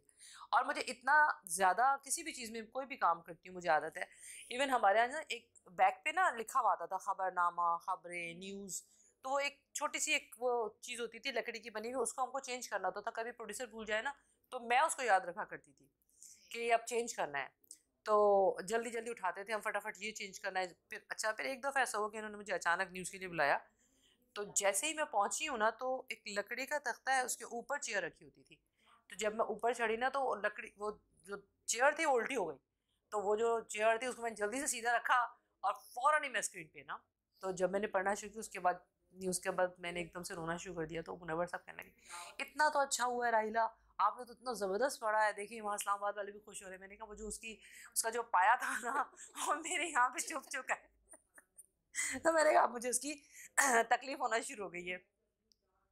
तो बस ऐसे ही मज़े मज़े के वाक़यात होते थे। फिर मैं अक्सर ही होता था कि हमारे न्यूज़ से पहले ना स्टूडियो में बैठे हुए अगर तो ऐसे ही गाने गा रही होती थी, तो मुझे नहीं पता होता था कि हमारा वो जो एमसीआर है उसके कंट्रोल में जो है ना, वो मुझे ख्याल नहीं था कि जो माइक है उसकी आवाज़ पूरी में गूंज रही होती थी। तो मैं एक आध दफ़ा वहाँ किसी से बात नहीं करती थी मैं, जब मैं गई तो उनमें से किसी ने कहा आपकी आवाज़ बहुत अच्छी है। मैं कहा, आपको कैसे पता है? कहती जब आप गाना गा रही होती हम सब सुन रहे होते हैं। ये भी हिडन टैलेंट है आप में। वो बस ये इसलिए क्योंकि देखिए हमारे यहाँ न्यूज़ में एक बात और बताऊँ, आप ना न्यूज़ जिस ज़माने पढ़ते थे हमें किसी भी चीज़ को करने की इजाज़त नहीं थी। क्योंकि हमारे यहाँ की पॉलिसी ये थी कि न्यूज़ कास्टर्स जो होते हैं वो पीटीवी के वीआईपीज़ होते हैं। और लोग जो हैं क्योंकि ज़ाहिर है आपसे किसी भी ऐसी चीज़ की तवक्को नहीं करते कि अब तो ख़ैर बहुत सारी चीज़ें बदल चुकी हैं। लेकिन हम लोगों की जो न्यूज़ हुआ करती थी और न्यूज़ कास्टर्स होते थे वो मतलब लोगों के लिए बहुत वीआईपी होते थे। तो हमें वो कोई और काम करने की इजाज़त भी नहीं देते थे। तो मैंने उस ज़माने में चाहा भी कि जैसे अगर पीटीवी का मिलाद था, तो उसमें मैंने बहुत ज़्यादा कह कर फिर कि हम नात पढ़ना चाहते हैं तो क्यों नहीं पढ़ सकते? वो कोई ऐसी चीज़ भी नहीं है। तो फिर उसमें बहुत अरसे के बाद एक दफ़ा ऐसा हुआ कि हमने इस्लामाबाद से परमिशन लेके फिर नात पढ़ी। वरना बिल्कुल जैसे फिर बाद में मुझे याद है कि मैंने एक दफ़ा पीटीवी अवार्ड में हमारे मुख्तलिफ पेयर्स बनते थे। तो जो उस पीटीवी अवार्ड के लिए मुझे सलमान नबी साहब के साथ उन्होंने पेयर किया। तो मुख्तलिफ सेगमेंट्स में हमें होस्टिंग करने का मौका मिला और मुझे होस्टिंग का बहुत शौक था हमेशा से, क्योंकि मेरी अपनी एक पर्सनैलिटी थी और न्यूज़ तो आप लिखी हुई पढ़ते थे। जब मैं यहाँ से अमेरिका गई तो मुझे लगा कि ये तो न्यूज़ का सफ़र था। वैसे मुझे थोड़ा-सा डिसअपॉइंटमेंट ये हो रही थी कि हमारे यहाँ कराची में उन दिनों बहुत ख़राब हालात थे और कराची जो था वो समझिए कि मैं न्यूज़ के लिए जाती थी तो 1-2 दफ़ा तो मुझे जो है वो पुलिस की वैन में ले जाया गया, क्योंकि पहिया जम हड़ताल हुई हुई है और हर वक़्त बोरियाँ। और फिर मुझे खुद घर पे बहुत ज़्यादा इस बात के लिए कहा जाता था कि अगर आप न्यूज़ के लिए गए, हम अपनी गाड़ी को आग लगा देंगे। तो हमारे जो न्यूज़ कास्टर्स थे उनमें से ज़्यादातर लोगों ने मना कर दिया कि हम नहीं आएँगे, क्योंकि हमें जो है धमकियाँ मिल रही हैं और बहुत ख़राब हालात हैं और ये। उस ज़माने में उन्होंने मुझसे कहा कि आप आए। तो मुझे याद है कि वो जो गाड़ी मुझे लेने आती थी उसने मुझे ड्राइवर ने कहा कि आप ले जाने को राहीला, अगर आप आने को तैयार है मैं आपको ले जाऊँगा। और बहुत ही सेंसिटिव एरियाज़ में यूँ गोलियाँ चल रही होती थी हमारी गाड़ी में, सर हम नीचे कर लिया करते थे। और उन हालात में मैंने जाके खबरनामा पढ़ा, जबकि कोई भी जाने को तैयार नहीं था, सब न्यूज़ कास्टर्स ने मना कर दिया था। लेकिन ये भी एक बात है, कमिटमेंट की बात है कि आप जब किसी फील्ड में हैं तो मुझे लगता है कि आपको उस चीज़ की अहमियत को समझना चाहिए। मगर उस चीज़ का मुझे अल्टीमेटली कोई इतना ज़्यादा रिवॉर्ड नहीं मिला कि मैंने जो इतनी बड़ी कुर्बानी दी थी अपनी एक लड़की होकर, क्योंकि उस ज़माने में एक तो लड़की किसी जगह जा रही हो, फिर उसके बाद ऐसे हालात में कि मुझे हमारे जितने भी रिलेटिव्स थे मना किया करते थे कि उसको बिल्कुल मना कर देना, क्योंकि उस ज़माने में ये जो 90s में जो ज़माना था उसमें तो हर तरफ आग और खून चल रहा था। तो उसमें भी मैंने जाके खबरें पढ़ी, लेकिन बहरहाल मैं उस चीज़ को समझती हूँ कि आपका शौक और रुझान देखकर अंदाजा होता है, क्या बचपन से ही आप इस लाइन में आना चाहती थी, या आपने जैसे बताया आपकी फ्रेंड आती थी और इत्तेफाकन आप लोग जाते थे, तो मतलब ये तो आपकी ख्वाहिश वाली लाइन नहीं थी, नहीं, लेकिन आपने जिस तरह से मतलब बिल्कुल। पैशन समझ के असल में किया। मैं आपको सच बताऊँ कि मेरे घर में मुझसे बड़े जो है वो 3 भाई थे और मेरे घर में मेरे वालिद के अलावा 2 चचा भी थे। और उनमें मैं क्योंकि लड़की थी तो मुझे हमेशा ये महसूस होता था कि एक तो ख़ैर लड़कों में रहते-रहते आपका कॉन्फिडेंस भी ज़रा ज़्यादा हो जाता है कि आपके अंदर भी वो होता है। मैं बल्कि उस ज़माने में मुझे याद है कि जब मैं छोटी थी तो मैं बोला करती थी मैं भी आऊँगा, मैं भी जाऊँगा। वैसे रहा करती थी, तो कॉन्फिडेंस तो बहुत था मुझे। और फिर दूसरी बात है कि मेरे ज़हन में हमेशा से ये था कि मैं वो हर काम कर सकती हूँ जो मैं करना चाहती हूँ। कोई भी काम जो न्यूज़ तो मैंने कभी बताया मैंने देखी भी नहीं थी और मैं कभी खबरनामा देखती भी नहीं थी। लेकिन मुझे ऐसा लगता है कि बल्कि लड़कों से ही मेरी ज़्यादा दोस्ती रही हमेशा। बचपन में जैसे मेरे साथ बच्चों के साथ खेल रही होती थी तो मैं लड़कों के साथ दोस्ती होती थी। तो कॉन्फिडेंस बहुत था। लेकिन मैंने कभी ये बात नहीं सोची थी कि मैं न्यूज़ पढ़ूँगी। अमूमी ज़िंदगी में अगर आप बचपन की मेरी एक्टिविटीज़ कहें तो मुझे गुड़िया की शादी करने का बहुत शौक था और उस गुड़िया की सिर्फ शादी नहीं करती थी बल्कि उसके कपड़े सीने का शौक था। फिर मुझे अक्सर बेशतर पपेट शो करने का शौक था। मैं वो अपने घर में बच्चों को जमा करके पपेट शो किया करती थी। फिर उसके बाद जब मेरी दोस्त सैयदा मिली तो हम लोगों ने मिलकर जैसे मुख्तलिफ जगहों पे जाना शुरू किया। तो उससे पहले मैं कभी भी अपने घर के करीबी इलाके के अलावा कहीं दूर कभी गई भी नहीं थी और हमें परमिशन भी नहीं थी। तो एक और चीज़ थी हमारे यहाँ स्कूल में। अब मैं आपको बताती हूँ एक और चीज़ थी जिसने मुझे बहुत ज़्यादा ये आगे बढ़ने का जो है ना एक पैशन कैसे आया कि मुझे स्कूल में हमारी जो एक टीचर थी मुझे बहुत पसंद थी। और हमारे स्कूल में जो एक्स्ट्रा एक्टिविटीज़ होती थी उसमें मैं अक्सर उनसे कहा करती थी कि मैं नात पढ़ूंगी, तो वो मुझे क्या करती थी किसी लड़की के साथ प्यार कर देती थी। इसी तरह जब मैं स्पीच करती तो खैर सीरत की तकरीर कर ली। तो कभी कभार स्टेज पे जैसे हमारे यहाँ कोई एक्टिविटी होती थी, कोई टैबलो हुआ करते थे, उस टैबलो में मैं हमेशा कोशिश करती थी कि वो मुझे भी पार्टिसिपेट करने का मौका दे।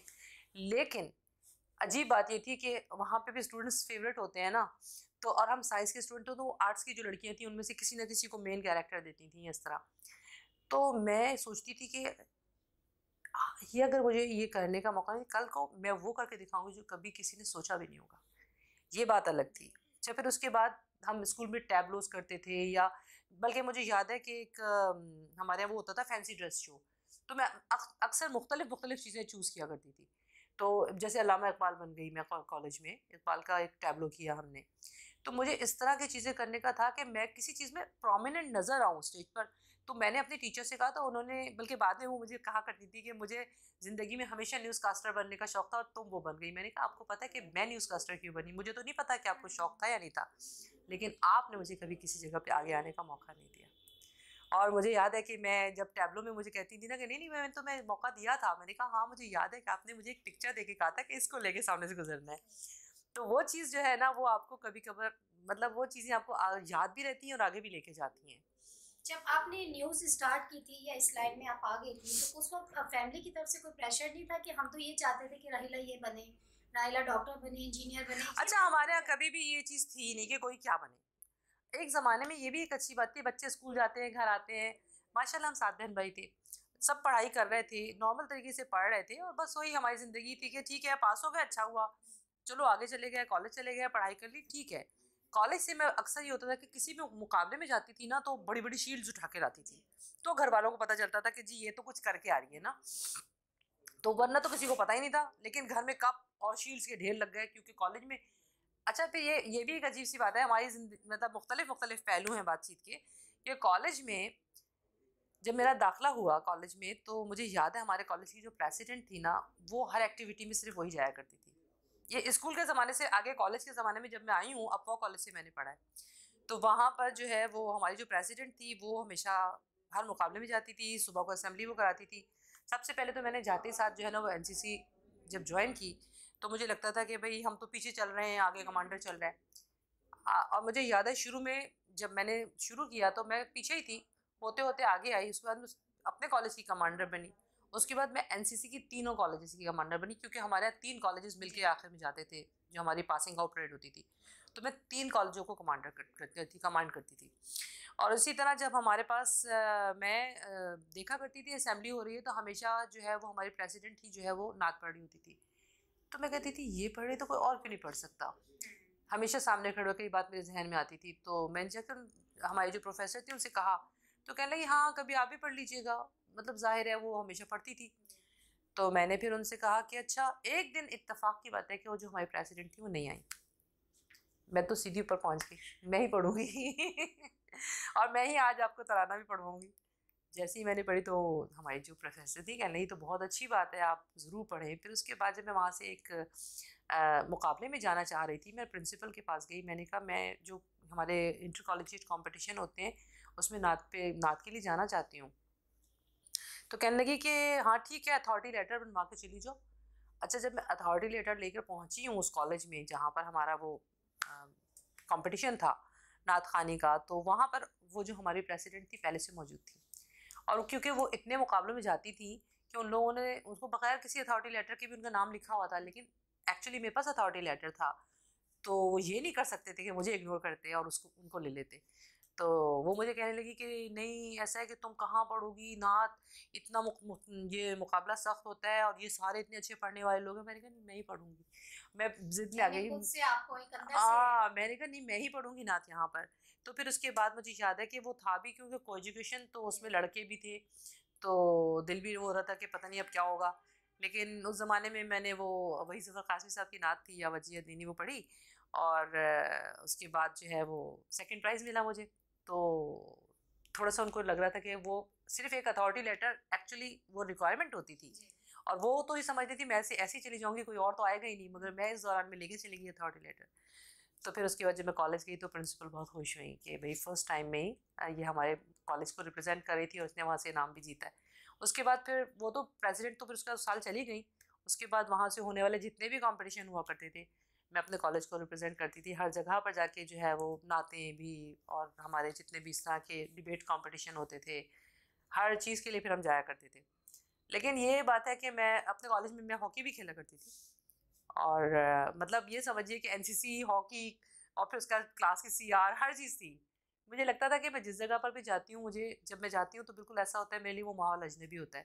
लेकिन जिस वक्त मैं वहाँ से आगे बढ़ रही होती हूँ तो उस वक्त अल्हम्दुलिल्लाह उस जगह पे पूरा पूरा अबूर हासिल कर चुकी होती है कि कहाँ कहाँ जाना है और क्या करना है मुझे। जैसे कि आप मल्टी टैलेंटेड हैं और जो चीज़ आप जिस जगह आप पहुंचना चाहती हैं आप वो मुकाम भी हासिल करती हैं, हर चीज़ में अव्वल भी रहती हैं। वो कौन सा जज्बा है, वो कौन सी ख्वाहिश होती थी, जबकि आपने बताया कि आपके घर से भी इतना ज़्यादा आपको किसी चीज़ के लिए कोई जोर नहीं था या किसी चीज़ के लिए कहा नहीं जाता था कि ये लाइन चुने, वो एक ख्वाहिश होती है दिल की, हम्म। सब कुछ था, लेकिन वो कौन सी चीज़ थी जो आपसे ये सब करवाती थी कि नहीं मैं सबसे बेस्ट हूँ, असल कि में मैं पता है सबसे क्या, आगे हूँ? मुझे हमेशा ये लगता है कि अ, मुझे ज़िंदगी बेकार लगती है अगर मैं अपनी ज़िंदगी में कुछ ना कर रही हूँ। अगर आपके अंदर कोई मोटिवेशन है ना और आगे बढ़ने का जज्बा है, तो वही आपको ज़िंदा रखता है। और वो चीज़ आप यकीन कीजिए कि वहीं तक महदूद नहीं थी। उसके बाद जब मैं यहाँ से अमेरिका गई हूँ, तो अमेरिका में तो आप देखिए कम्युनिटी है, उसमें जाना, नए सिरे से सब कुछ शुरू करना। लेकिन मैंने हमेशा ये बात देखी कि हमेशा जिस जगह पे मैं पहला कदम रखती हूँ, तो ये सोच के रखती हूँ कि मैं इस जगह पर इतने लोगों के बीच में मैं किसी को भी नहीं जानती। लेकिन उस जगह पे मुझे अपनी शिनाख्त कैसे बनानी है, अपनी पहचान कैसे बनानी है, और उसके लिए मैं बहुत ज़्यादा एक तो मोटिवेटेड होती हूँ, दूसरे ये कि मैं उस चीज़ पे भी सोचती हूँ कि इधर उधर नहीं देखना है, अब मुझे जो है ना अपने रास्ते पे चलना है। और वो चीज़ जो है वो मुझे खुद ब खुद एक मेरे अंदर एक जज्बा रखती है कि मुझे कुछ करना है। अगर मैं कुछ नहीं, मुझे ज़िंदगी में लगता है कि ये नहीं कि हम दुनिया में आए हैं बस ठीक है, सुबह उठेंगे, ये एक रूटीन लाइफ की तरह से ज़िंदगी गुजारेंगे, शाम को सो जाएंगे। स्टिल यानी कि अभी तक, जबकि मैं अपनी फैमिली के साथ अमेरिका में रहती हूँ, जब मैं वहाँ गई थी तो मेरे लिए वो एक अजनबी दुनिया थी। फिर मैंने अपनी कम्युनिटी में नाम बनाया, फिर मैंने वहाँ पर मैंने जितने भी हमारे पाकिस्तान डे के प्रोग्राम्स होते हैं, हत्ता कि मैंने वहाँ बज़्म सनाए मुस्तफ़ा बनाई। बज़्म सनाए मुस्तफ़ा यूएसए हमारी एक ऐसी ऑर्गेनाइजेशन है जिसमें मैंने बहुत सारे नए जो हमारे नाख़वान थे उनको इंट्रोड्यूस कराया। हर साल हम वहाँ पर एक सालाना महफिल मिलाद करते हैं ख़वातीन के लिए, जो पहले कभी नहीं होती थी। और उसका मेयार इतना ऊंचा रखा है कि उसके अंदर हमारा बाकायदा प्रॉपर स्टेज का सेटअप होता है, हमारे जो नाख़वान होते हैं उनको प्रॉपर प्रैक्टिस होती है उनकी हर चीज़ की, उनकी नातों का सिलेक्शन, उनके तलफ़्फ़ुज़, उनकी हर चीज़। जब तक मैं उन सब चीज़ों से मुतमईन नहीं हो जाती हूँ, उस वक्त तक उनमें से कोई वहाँ पे क्या पढ़ेगा क्या नहीं, वो सब चीज़ें मैं खुद डिसाइड करती हूँ। और वो चीज़ इतनी, हमने उसमें कौंसल जनरल की जो वाइफ थी उनको जब बुलाया, उन्होंने कहा हर साल आप कौंसलेट में करिए प्रोग्राम। मतलब आप मेयार दें, अपनी ज़िंदगी में कुछ अच्छा करके दिखाएं। ये ऐसी ज़िंदगी नहीं है कि बस ठीक है जी जैसा गुजर रहा है। हमेशा कुछ अच्छा करने की ख्वाहिश रही है मुझे, कि मैंने जिस चीज़ में भी कदम रखा, और शायद ये भी मैं कहूँगी कि घर में आपको अगर ज़्यादा ऐसा माहौल नहीं मिलता और आपके अंदर टैलेंट हो ना, तो फिर मुश्किल जो होती है ना वो आपको और आगे लेके जाती है। आपको ऐसे आसानी से अगर आप प्लेट में रखी हुई कोई चीज़ मिल जाती है ना, उसकी आपको कदर व कीमत नहीं होती है। लेकिन आप जिस चीज़ को मेहनत से हासिल करते हैं और जिस चीज़ के अंदर आपकी पूरी तवज्जो होती है और आप समझते हैं कि मुझे करना है, तो वो आप एक चैलेंज के तौर पे ले लेते हैं ज़िंदगी में। तो मुझे चैलेंजेस पसंद हैं। बेसिकली मेरी अपनी पर्सनैलिटी में है कि मुझे चैलेंजेस पसंद है। मैं कहती हूँ अब ये मुझे करना है। अब जैसे मैं वहाँ रहती थी तो मुझे पहली बार हमारे यहाँ जो है वो मैनहट्टन में हर साल जो है वो पाकिस्तान डे परेड की सबसे बड़ी परेड होती है, और उसमें हम पाकिस्तान डे पे यौम पाकिस्तान की जितनी भी हमारे यहाँ से कुछ आर्टिस्ट जाते हैं, वहाँ पे फ्लोट्स होते हैं, अपने कल्चर अपनी हर चीज़ हम लोग वहाँ पे दिखाते हैं। तो मुझे याद है उसके प्रोग्राम के बाद मुझे अ, हमारे यहाँ वहाँ पे एक कम्युनिटी के उन्होंने अपना एक छोटा सा वहाँ पे लोकल सेटअप बनाया हुआ था, तो उन्होंने मुझे कहा कि हम चाहते हैं कि शौकत अली साहब आए हुए हैं, उनका इंटरव्यू कीजिए, आप करेंगी? मैंने कहा हाँ क्यों नहीं, मेरे लिए तो बड़े ऑनर की बात है। और मुझे याद है मैंने उनका इंटरव्यू किया, अल्लाह उन्हें जन्नत नसीब करे।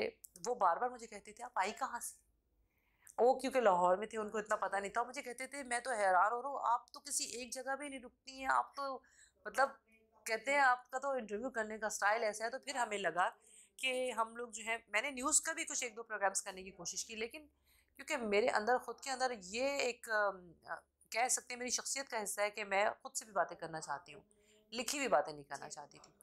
तो फिर हमने मिलके वहाँ बात से बात राहिला के साथ शुरू किया। तो हमारे पास वहाँ पे आज टीवी यूएसए है, जिसमें हमारे पास जो है हम वहीं पर इंटरव्यूज़ रिकॉर्ड किया करते थे, और मेरे पास 300 से ज़्यादा लोगों के मैंने इंटरव्यूज़ किए, और हर शोबे के, ये बात नहीं है कि सिर्फ किसी पर्सनैलिटी के। हम लोग रमज़ान के प्रोग्राम होते थे तो 4 हफ्ते के रमज़ान के प्रोग्राम रिकॉर्ड करते थे, जिसमें हम नात ख़ानों को भी बुलाते थे, जिसमें हम किसी भी स्पीकर को बुलाते थे, जिसमें हम मुख्तलिफ़ डिश बनाने के लिए हमारे पास शेफ़ भी आते थे। और उन हालात में जबकि मुझे न्यू जर्सी से न्यूयॉर्क ड्राइव करके जाना होता था, लेकिन क्योंकि हमें प्रोग्राम को बिल्कुल एक तरह से कहना चाहिए, मैं उसकी प्रोड्यूसर भी खुद ही थी, तो मुझे पूरी मेहनत करने का शौक़ है हर चीज़ में। तो वो अगर किया मैंने, तो फिर इसी तरह से होते होते अगर ईद का प्रोग्राम है तो फिर मैंने कौंसल जनरल को बुलाया, उनकी वाइफ को बुलाया अपने प्रोग्राम में, और एक ड्रेस डिज़ाइनर को बुलाया। तो मुझे उन सब लोगों को वहाँ कम्युनिटी के ढूंढना पड़ता था कि वो मेरे स्टैंडर्ड पे भी आ जाए ना। और फिर साथ ही साथ जब हमारे पास मुख्तलिफ लोग आते थे, तो अगर रियल एस्टेट के लोग हैं तो रियल एस्टेट के लोग भी आएंगे, अगर कोई फाइनेंशियल एडवाइज़र है वो भी आएगा प्रोग्राम में, अगर कोई किताब हम मुसन्निफ़ीन जो भी वहाँ पे मौजूद हैं उनको बुलाते हैं। इवन मेरे पास मैंने मोहतरमा फ़रीदा खानम साहिबा का इंटरव्यू किया, ग़ुलाम अली साहब का इंटरव्यू किया, और रफ़ाक़त अली का इंटरव्यू किया। यहाँ से बहुत सारे हम आर्टिस्ट गए होते थे, अरशद क्या नाम है उनका, जो सिंगर हैं हमारे, अरशद जो हैं वो आए हुए थे, तो उनको बुलाया, जो भी यहाँ से जाता था। अनीक साहब आए हुए हैं, रिजवान जाफ़र आए हुए थे, मतलब वो लोग जो यहाँ के भी मीडिया के लोग थे, जब उन्होंने विज़िट किया मेरे प्रोग्राम के मेहमान बने। फिर उसके बाद हमारे पास जैसे अगर फर्जी कश्मीर डे के प्रोग्राम है, तो कश्मीर डे के हवाले से मैंने फिर कश्मीरी लीडर्स को बुलाया और हमने उनका किया। फिर अगर गिलगित बल्तिस्तान के लोग आए तो फिर हमारी कोशिश होती थी कि गिलगित बल्तिस्तान स्टाइल की टोपी भी पहन लें। इसी तरह हमारे पास माइनॉरिटीज़ भी, जैसे वो तो हमारे यहाँ माइनॉरिटीज़ हैं, लेकिन हम जब क्रिसमस का प्रोग्राम करते हैं, न्यू ईयर के प्रोग्राम करते हैं, या आप ये नहीं कह सकते कि किस टॉपिक पे करते हो किस पे नहीं करते, मतलब हर चीज़ को कवर करते हैं। इवन मुझे याद है हमारे पास यहाँ से अबू मोहम्मद फरीद रियाज कवाल आए हुए थे, तो हमने पूरा एक जो था प्रोग्राम, क्योंकि वो हमारा रबीउल अव्वल का महीना चल रहा था, तो हमने एक नातिया कवाली का सिलसिला किया उसमें।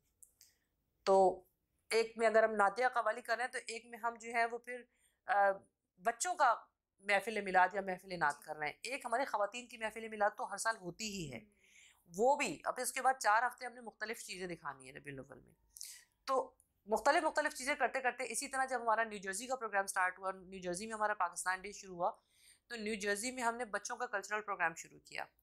तो मुझे याद है हमारे पास एक उस ज़माने में कौंसल जनरल थे, उन्होंने कहा मैंने आज तक ऐसा बच्चों का शो नहीं देखा जो आपने यहाँ पे किया है, क्योंकि उसमें मैंने बच्चों के टैबलोस तो पाकिस्तान के हवाले से कराए, फिर फैंसी ड्रेस शो, और जो उसके अंदर एक ऐसा टैबलो भी किया टाली दे तल्ले बैठ के, जिसमें हमने पूरा प्रॉपर माहौल बनाया, मटकी लेके बच्ची। अब आप अमेरिकन बच्चों से क्या तवक्को करेंगे, पाकिस्तानी बच्चे हैं, लेकिन उनको अगर आप अपने तरीके से करवाएं काम, तो वो एक चीज़ ऐसी थी कि जो बहुत ज़्यादा पसंद की गई।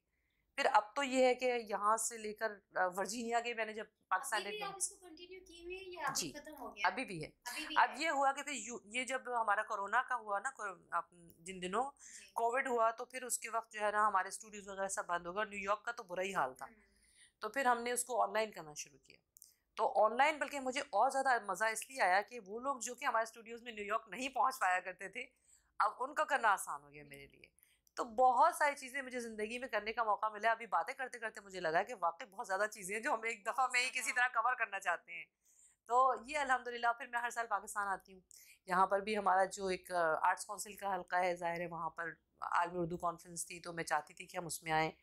और अब बहुत सारे मुशायरे, बहुत सारे प्रोग्राम्स, अदबी प्रोग्राम्स, हर चीज़ से इंटरेस्ट है। बस आपको अपने अंदर हर चीज़ को ज़िंदा रखना चाहिए। अभी ज़िंदगी में अब ऐसा क्या रह गया है जो आप समझती हैं कि अगर वो भी हो जाता, वो भी मैं कर लेती, तो एक सुकून सा मिल जाता? कोई ऐसी चीज़ होता है ना, अंदर से कोई चीज़ रह जाती है कि मतलब सब कुछ मुझे हमेशा ऐसा लगता है कि मैं अब भी मैं समझती हूँ कि मैं एक ऐसी न्यूज़ कास्टर थी कि लोग जो है तवक्को करते थे कि मुझे उसको इसी तरह कंटिन्यू करना चाहिए था। लेकिन अब जो है, क्योंकि न्यूज़ में नए लोग आ गए हैं, और मैं इस बात को बुरा नहीं समझती हूँ, लेकिन मैंने ये बात सिर्फ जो कमी महसूस की है वो यहाँ के मीडिया में, अमेरिकन मीडिया में, कि वहाँ पर आप जितने जितने सीनियर होते जाते हैं आपकी वैल्यू बढ़ती है, लेकिन यहाँ पर यंगस्टर्स को ऊपर लाने में ज़्यादा किया जाता है, चाहे वो इतना अच्छा पढ़ते भी नहीं हैं। अब जैसे अब के न्यूज़ कास्टर्स को मैं देखती हूँ, उनका ये है कि वो न्यूज़ पढ़ना चाहते हैं, लेकिन देखिए उनको देख कर ना आप ये नहीं कह सकते कि वो सिर्फ न्यूज़ पढ़ने के लिए हैं, क्योंकि उनकी ओवरऑल जो पर्सनैलिटी है ना, वो एंटरटेनमेंट के तरह के लोगों की है। आप उनको डिफ्रेंशिएट नहीं कर सकते कि वो न्यूज़ कास्टर है, वो अदाकारा है, वो कोई सिंगर है, क्योंकि उनकी पर्सनैलिटी को देखकर आप ये नहीं। हमारे न्यूज़ कास्टर्स को कोई भी देखता था तो उनको पता होता था कि ये जो है एक न्यूज़ कास्टर है, बिल्कुल। लेकिन अब आपको लगेगा नहीं ऐसा। वो तो अब हर कोई वन मैन शो बना हुआ है ना, तो हर काम उन्होंने, न्यूज़ कास्टर तो छोड़े, एक बंदे ने कितनी फील्डें ली हुई हैं, समझ नहीं आता असल हर में काम, असल में मैं हर काम वो कर रहे देखिए, हैं। असल में बात क्या है, मैं आपको एक बात बताऊं, मेरे पास बहुत टैलेंट थे, मैं चाहती मैं सिंगर बन सकती थी, जी। मेरे पास बहुत सारे, मैं मुझे अगर ड्रामे में काम करने, खैर ड्रामे का तो मुझे कभी शौक ही नहीं था, जी। और शौक भी नहीं था, और मैं उसको, मेरा ख्याल है कि मेरे लिए वो ठीक भी नहीं था शायद, लेकिन मैंने जिस तरह से कहा ना कि मैंने अपनी लिमिटेशंस के साथ वो काम किए हैं, जो कि मेरे घर वालों की सपोर्ट की वजह से और बाद में मेरे हस्बैंड की सपोर्ट की वजह से और इस वक्त मेरे बच्चों की सपोर्ट की वजह से, क्योंकि ये जो प्रोग्राम हम वहाँ पे ऑर्गेनाइज करते हैं उसमें मेरी फैमिली होती है और हम होते हैं, हमारी कोई बहुत बड़ी बड़ी टीम्स नहीं होती हैं।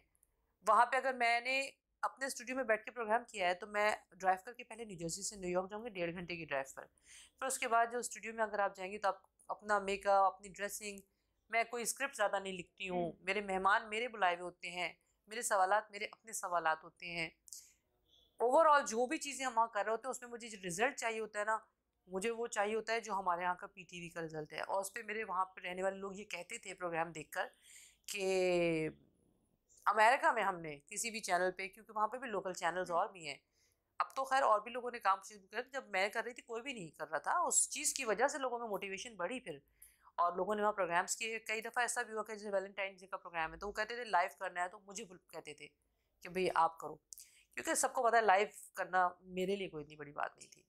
लेकिन ये चीज़ है कि बस ज़िंदगी में मुझे ऐसा लगता है कि आपके अंदर अगर कोई टैलेंट है या आप किसी फील्ड में हैं, उसको ज़िंदा रखना चाहिए, और उस चीज़ ने मुझे हमेशा आगे बढ़ाया कि अब इससे आगे भी मुझे कुछ करना चाहिए, और अगर आप कुछ ना कुछ करते रहें तो अच्छा होता है, ये बात है। तो बस ये सारी चीज़ें थी जिसने मुझे बहुत ज़्यादा चीज़ें करवाई, और कॉन्सुलेट में भी, अब हम एम्बेसी में भी, जहाँ जहाँ प्रोग्राम्स होते हैं, और वर्जीनिया में ख़ासतौर पे यौम पाकिस्तान के जो प्रोग्राम्स होते हैं, जो हमारे न्यू जर्सी के प्रोग्राम्स होते हैं, उनकी सबकी होस्टिंग मैं ही करती हूँ।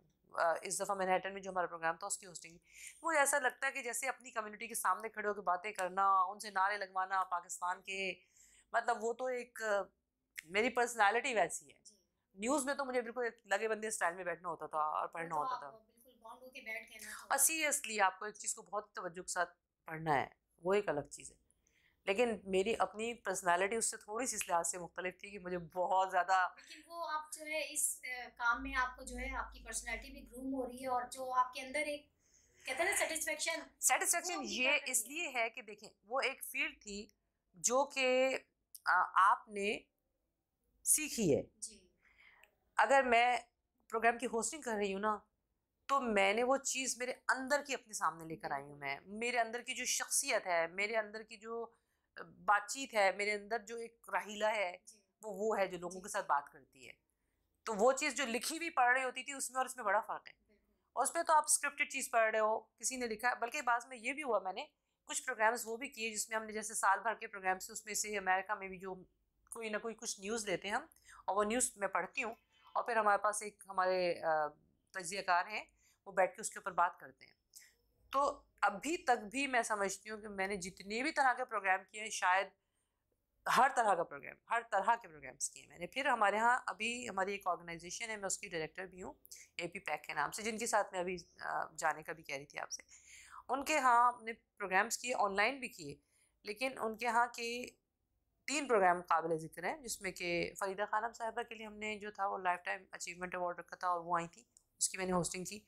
फिर उसके बाद ज़िया मोइनुद्दीन साहब आए, मैंने उसकी होस्टिंग की, और अभी तो थोड़े दिनों पहले ही अनवर मकसूद साहब आए थे, तो उसकी मैंने होस्टिंग की। तो मुझे हमेशा ये लगता है कि ये सारी वो चीज़ें हैं जो कि मुझे ज़िंदा रखती हैं, और जो अगर हम कुछ कर सकते हैं अपनी कम्युनिटी के लिए अमेरिका में रह के ख़ास तौर पे, तो मैं समझती हूँ कि ठीक है, ये भी एक ऐसा कमिटमेंट है कि जी ज़िंदगी में आपने जो है ना बस ये नहीं है कि सब कुछ छोड़ दिया तो छोड़ दिया, कुछ ना कुछ करते रहना चाहिए ज़िंदगी में, क्योंकि हरकत में बरकत है।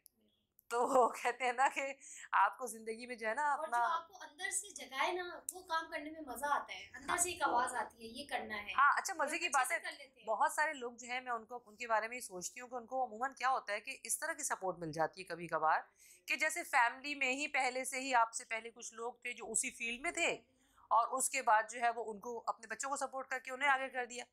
वही हमारे तो साथ डगरते वो चल चीज, रहे हैं बस। देखिए हमारे साथ वो चीज नहीं थी। जो कुछ भी किया हमने खुद किया है। हमारे पास घर से सपोर्ट भी नहीं थी, बल्कि ये समझिए कि हमने काफी स्ट्रगल किया है, मुश्किल से जो चीज हासिल की है। लेकिन लोगों को तो घर में मिल जाती है, हमारा तो सारा का सारा वो काम था कि डरते डरते पहले कदम रखा, फिर आगे बढ़े, करते जा रहे हैं जी, चलो ठीक है। ये एक ऐसा सफर है जिंदगी का जिससे मैं अपने आप को अगर एनालाइज करती हूँ तो मुझे अपने आप को आज इस पॉइंट पे कम से कम काफ़ी खुशनसीब तस्वुर करती हूँ कि मैंने ज़िंदगी में जो जो काम करने चाहे किए, और कोशिश की कि अच्छी तरीके से किए जाए। बहैसियत कामयाब पाकिस्तानी के आज की नौजवान नस्ल को मोटिवेट करने के लिए एक ऐसा मैसेज, एक ऐसा सबक जिनसे उनको लगे कि वाकई मेहनत में अजमत है और मेहनत से ही आप सब कुछ हासिल करते हैं। बिल्कुल। प्लीज। सबसे बड़ी बात तो ये है कि मैं समझती हूँ कि इंसान को ज़िंदगी में सबसे जो ख़ास चीज़ है वो ये है कि आपको मायूस नहीं होना चाहिए। आपकी ज़िंदगी में एक उम्मीद जो है वो उसका दिया जलते रहना चाहिए कि आप अगर आज कुछ नहीं कर सक रहे, आपकी कोशिश कभी उस जगह रुकनी नहीं चाहिए। अगर मैं इतनी स्ट्रगल के बाद आज इतनी अपने बारे में बातचीत कर रही हूँ, तो जो भी पहला कदम रखता है फ़ौरन उसको मंजिल नहीं मिलती है। आप अगर अपने रास्ते का तयन कर लें कि आपने ये करना है, फिर आप बस उसी चीज़ को फोकस करें। आप अपनी ज़िंदगी में कुछ करना है, बिंदास करें, आपको डरने की कोई ज़रूरत नहीं है। सबसे ख़ास चीज़ ये होती है कि हम पहले ही कदम पे ये सोचते हैं शायद हमें यहाँ से ये रुकावट मिल गई, ये रुकावट मिल गई। मुझे वो रुकावट हमेशा और आगे लेके जाती है। और मैं हमेशा ये कहती हूँ कि आपको डरना नहीं है ज़िंदगी में। आप किसी भी रुकावट से ना डरें। अगर आपका जज़्बा है, आपका शौक़ है, आप कुछ करना चाहते हैं, आपकी लगन है। मेरे आसपास कोई मुझे माहौल नहीं मिला था, लेकिन उसके बावजूद मैं न्यूज़कास्टर थी और आउटस्टैंडिंग कैटेगरी में टॉप की न्यूज़कास्टर थी। और पाकिस्तान में जिस तरह से मुझे सराहा जाता था और जिस तरह से मुझे रिस्पांस मिला लोगों का, और मेरे पास कोई सिफारिश भी नहीं थी, कुछ भी नहीं था। लेकिन ये है कि अगर आप चाहें, वो मेरी फील्ड भी नहीं थी, मेरी पर्सनैलिटी भी ना होने के बावजूद मैंने वो चीज़ की। लेकिन आप जो करना चाहते हैं बस करें, उसमें सोचें नहीं, आप एक दफ़ा उसमें कदम रखें। बहुत सारे लोगों को मैंने देखा वो अपनी शख्सियत में शाय होते हैं, ज़रा जैसे कहते हैं ना कि वो सोचते हैं कि अरे आगे बढ़ें ना बढ़ें, फिर रुक जाते हैं। वो उस मुकाम पे ख़ास तौर पे जहाँ पे आपको अपनी शख्सियत से डर लगता है, उस डर को ख़त्म करें। बहुत ज़्यादा सोच भी इंसान को आप बिल्कुल रोक देती अपने है। अंदर जो एक डर होता है ना इंसान का, अपना डर, अगर आपने अपने आप के डर को ख़त्म कर दिया ना, तो किसी से डरने की ज़रूरत नहीं है। ज़िंदगी में आप जो करना चाहते हैं आपको ज़रूर मिलेगा। थैंक यू सो मच रहीला, आपने अपना कीमती टाइम हमें दिया। जी नाज़रीन, उम्मीद है आपको हमारा प्रोग्राम पसंद आया होगा। नेक्स्ट मिलते हैं किसी और कामयाब पाकिस्तानी के साथ। जब तक के लिए इजाज़त दीजिए। अल्लाह निगहबान।